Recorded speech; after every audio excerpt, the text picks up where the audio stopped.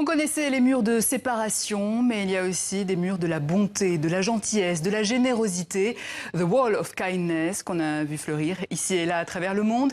Et depuis quelques semaines, il s'invite à Beyrouth, au Liban. Un mur pour tous, pour les réfugiés syriens comme pour les plus démunis, où s'échangent vêtements, nourriture ou jouets pour enfants. Bastien Bory. Vu d'ici, difficile de faire la différence entre ceux qui déposent et ceux qui emmènent des vêtements. L'anonymat pour une charité sans gêne, c'est l'idée de ces bénévoles. Ça aide les gens dans le besoin et ceux qui ne sont pas intégrés. Nous sommes ici en plein centre de la capitale, Beyrouth, au Liban, où plus d'1 million de Syriens fuyant la guerre ont provisoirement élu domicile. Si certains peuvent supporter le prix du mètre carré à Beyrouth, beaucoup n'en sont pas capables. Cette initiative s'adresse à eux ainsi qu'aux Libanais les plus démunis. Beaucoup d'enfants de la rue ont profité de cette opportunité pour récupérer des vêtements pour leur famille. Le concept est simple, un mur public sur lequel sont vissés des porte-manteaux. Prenez ce dont vous avez besoin et laissez ce qui ne vous sert pas, lit-on en arabe, au-dessus de vêtements, jouets, chaussures et nourriture non périssables. Le mur est approvisionné et entretenu par de bons citoyens. C'est la preuve que nous croyons à la solidarité entre humains. Le but est de désinstitutionnaliser la charité, même si l'initiative n'a pas manqué d'être saluée par le maire de la ville. Ce n'est pas notre mur, c'est le mur de tout le monde, car la bonté n'a pas de nom ni de religion. Depuis 2015, le Liban est le 5e pays où ce mur de la bonté s'érige, après l'Iran, l'Inde, les Émirats arabes unis, la Chine et le Pakistan. Voilà une initiative pleine de cœur qui en vient presque à faire oublier que la présence de réfugiés syriens au Liban est source de polémiques. En direct de Beyrouth, on retrouve Bachir El-Khoury, journaliste engagé, professeur à l'université Saint-Joseph de Beyrouth. Bachir El-Khoury, la polémique sur cette présence massive de réfugiés syriens sur le sol libanais ne date pas d'aujourd'hui, mais c'est une question qui divise de plus en plus les Libanais. Qu'est-ce qui a ravivé cette colère ?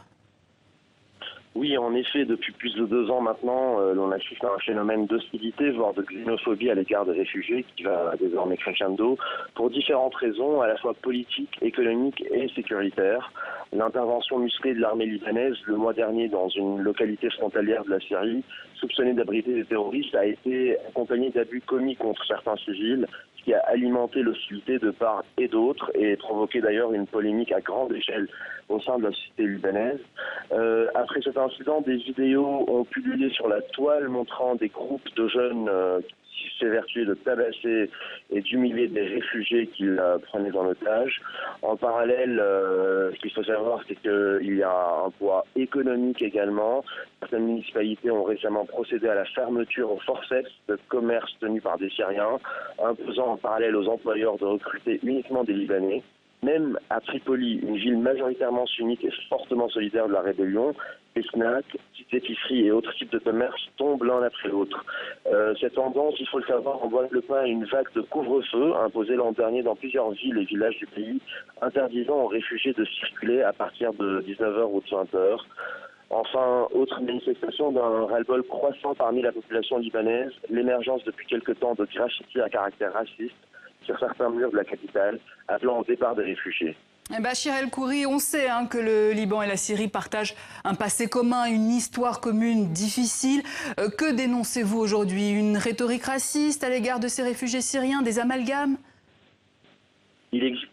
En effet, il existe beaucoup d'amalgames, un raccourci et une rhétorique raciste, entretenue par des partis politiques cherchant à satisfaire leur base populaire à l'approche des prochaines élections législatives. Alors oui, les relations houleuses entre le Liban et la Syrie, qui a occupé son petit voisin durant 3 décennies, pèsent dans la balance. Il y a également le traumatisme collectif de la présence permanente des réfugiés palestiniens qui ne sont jamais revenus en Palestine, et enfin les retombées socio-économiques avec notamment une hausse du chômage et du taux de pauvreté parmi les Libanais. Mais il convient de préciser plusieurs choses à ce niveau. D'abord, c'est le régime syrien qui a occupé le Liban et non le peuple, qui s'est justement rebellé contre ce même régime, notamment ceux qui ont fui leur pays pour s'installer dans des pays voisins. Ensuite, la majorité écrasante des réfugiés n'est évidemment pas composé de terroristes, et c'est justement des mesures de plus en plus répressives et contraignantes sur le plan sécuritaire et économique qui risquent de radicaliser une population de plus en plus paupérisée. Quant à la question des réfugiés palestiniens, elle est différente à bien des égards de celle des Syriens, et par conséquent, les Libanais n'ont pas à craindre une présence aussi permanente.